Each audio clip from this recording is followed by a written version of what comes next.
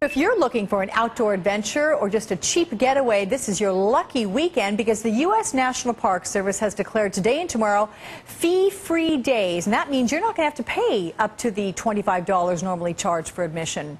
Here with me now is the president of Earthwise Productions, Audrey Peterman. And Audrey's also the co-author of Legacy on the Land, a black couple discovers our national inheritance and tells why every American should care, of which I was just given a copy, which I'll cherish. Thanks so much. Thank you. So Audrey, as we get to this story, it's the first time that the national parks have been free all summer. What do you think was the incentive by this? What's the promotion behind it? Well, you know, the national parks are actually our greatest natural treasures, and they're enjoyed by so many people from all over the world. But increasingly, Americans have kind of detached from them as, you know, we get more and more homebound and more connected with electronic equipment. So I believe this is part of the Obama administration's focus on reconnecting Americans with the great outdoor spaces that we own collectively. And, you know, I should say to people that we were comparing notes about how much we both love Yosemite. You just got back from there. It is, I think, my favorite national park. It is absolutely gorgeous. And what is it about these parks that people may not get yet?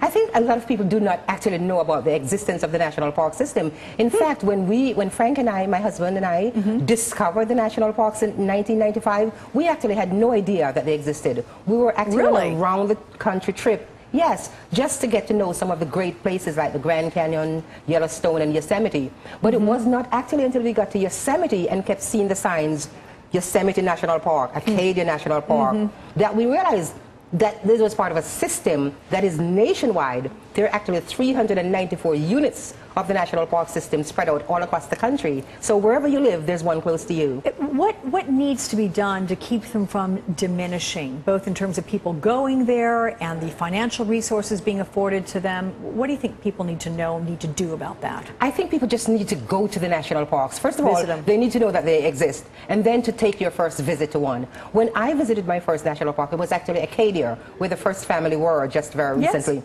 And I felt at that point like someone who had lived in a mansion my entire life and had until that time only seen the kitchen. And you know, the kitchen is serviceable, but then I felt like I'd somehow accidentally wandered into the grand living room. And you know, the living room is artistic and beauty. And when I saw that great expanse of nature and beauty, I was totally transformed. I became a passionate environmentalist for life, and it became my mission to share these beautiful places with everyone, and that's why we wrote the book. What about what people can do to help keep these national parks healthy? Yes, well, we need to be talking to our elected officials and congressional representatives, because especially in such a tight money time, you know, the resources that go to the national parks tend to be less and less. Yes, of course. And yet, although there's such vast ecosystems, they do need people to manage them. For example, did you know that Yellowstone is like 10 times the size of New York City? No. 10 times. So it needs everything from like the mayor down to the person who cleans up or maintains the place. Yeah. So that means that there has to be a certain amount of funding allocated for that. However, once you've seen these beautiful places, you don't begrudge a cent that is expended to keep this intact for us and for future generations. Yeah, absolutely. I mean, they do put an indelible imprint on your life, as they did with you, with that national park, your first visit. And look what you've done. Gone and written this book, Legacy on the Land. Thank you so much for joining me. I appreciate your time so much. Audrey Peterman. Bless you. Thank you, Alex. I appreciate you.